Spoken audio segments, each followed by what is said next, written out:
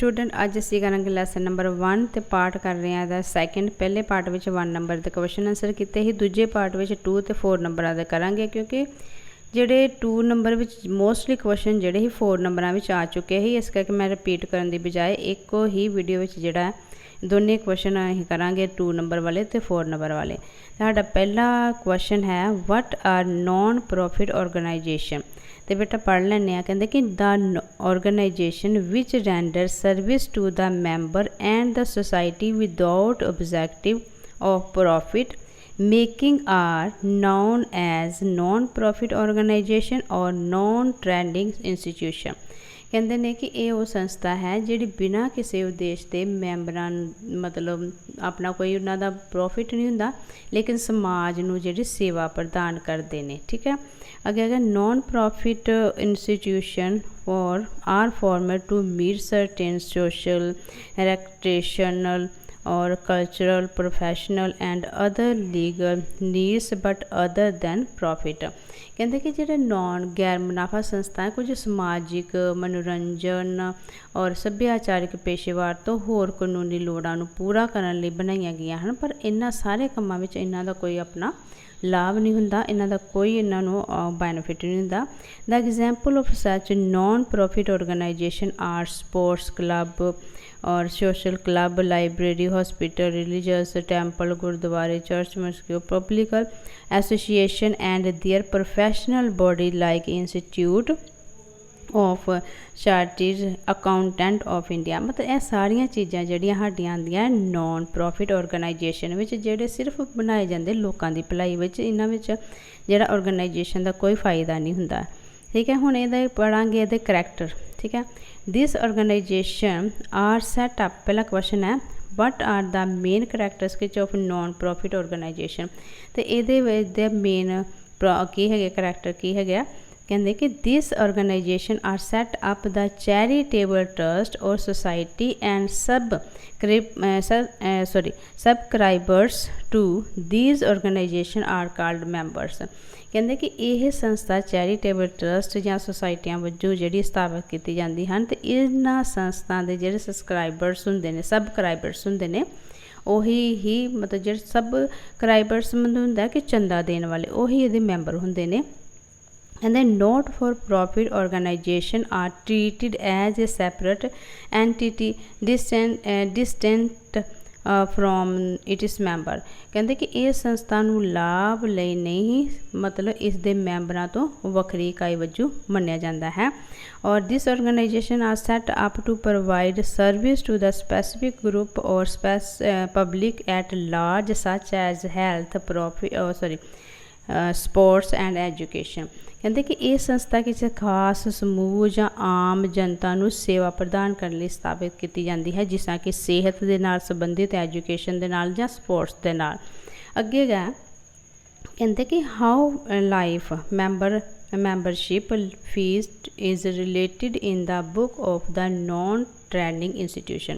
पहला बेटा असीं चंगी तरह पढ़ांगे इंग्लिश में, फिर इसकी पंजाबी कर लांगे।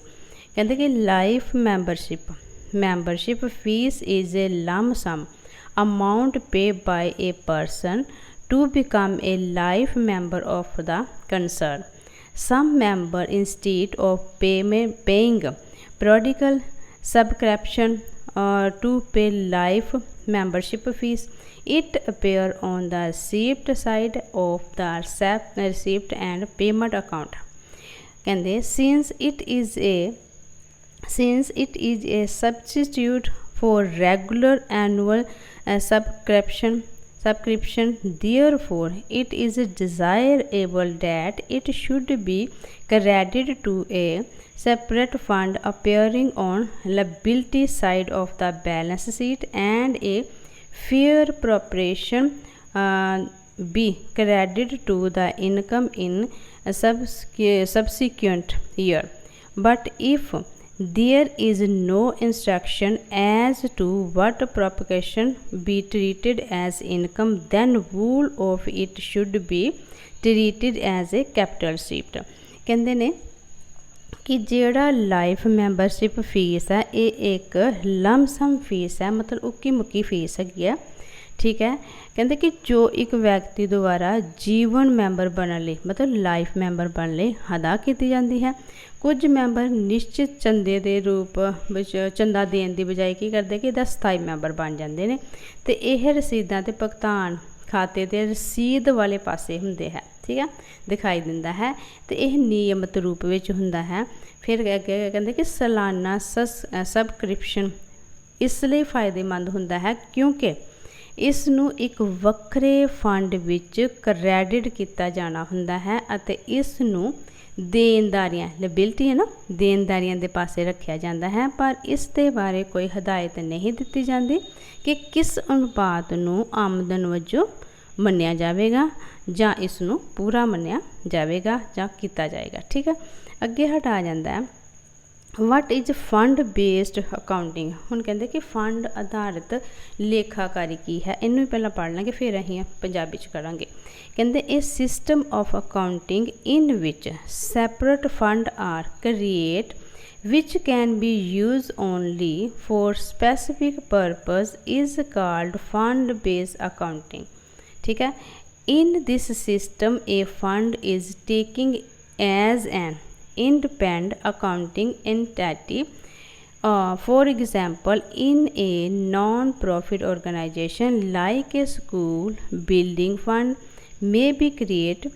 Donation revealed on account of this fund will be added to this fund, and expenditure for the construction of building will be paid out of this fund.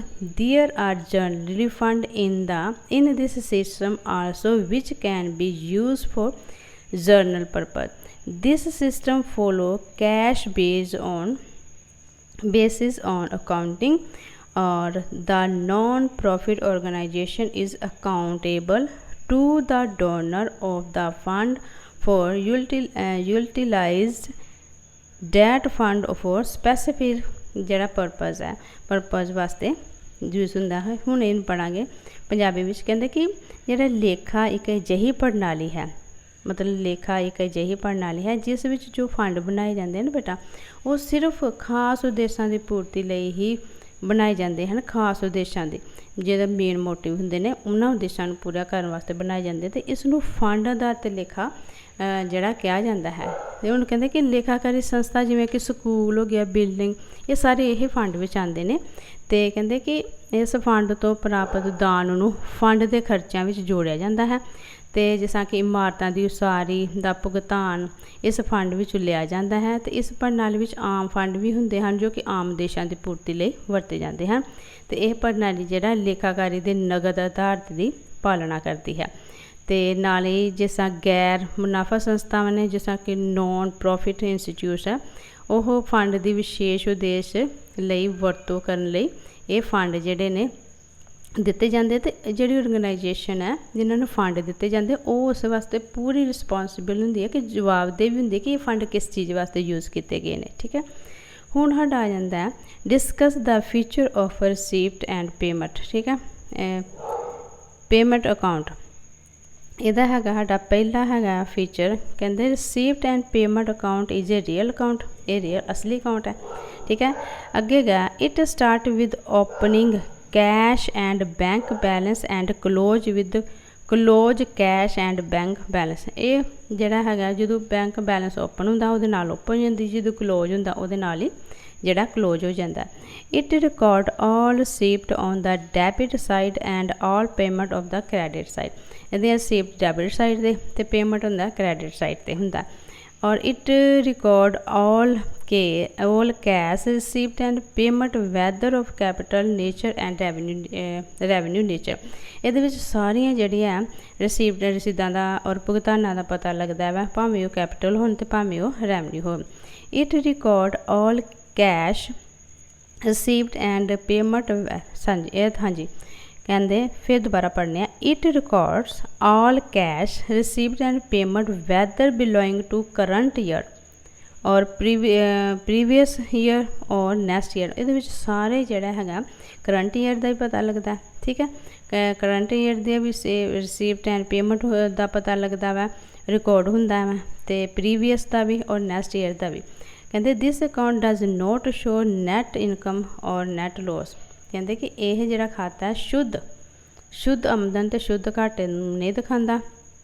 It is not possible to prepare balance sheet on the basis of this account. कहते कि इस दे नाल जिहड़ा इस खाते के आधार पर जिहड़ा बैलेंस शीट नूं तैयार नहीं किया जा सकता। हुण इहदियां हैगियां लिमिटेशन विच पहला आ जाता कि it does not show income and expenditure of current year, previous year and next year सैपरेटली।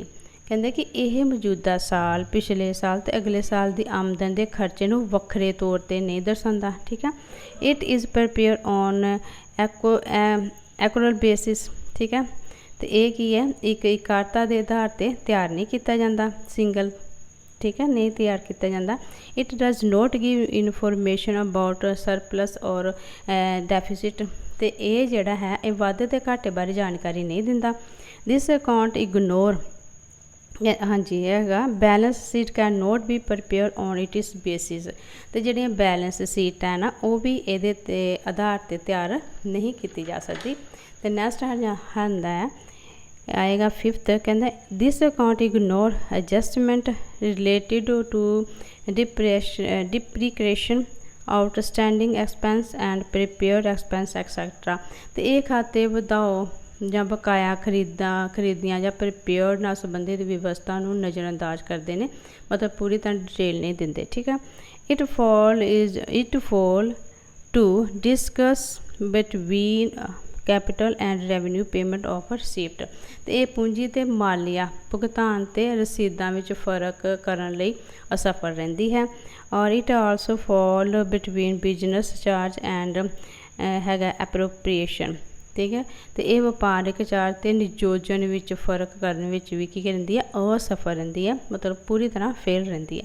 ठीक है बेटा, इस तरह साडे क्वेश्चन है ने। तो नैक्सट वीडियो में असीं जिहड़े अगले क्वेश्चन है मतलब 6 क्वेश्चन है ने वो भी प्रिपेयर कर लेंगे तो साडा एक लैसन कंप्लीट हो जाएगा। तो इन्होंने ध्यान नाल पढ़ना। तो नैक्सट वीडियो में मिलते हैं। Take care.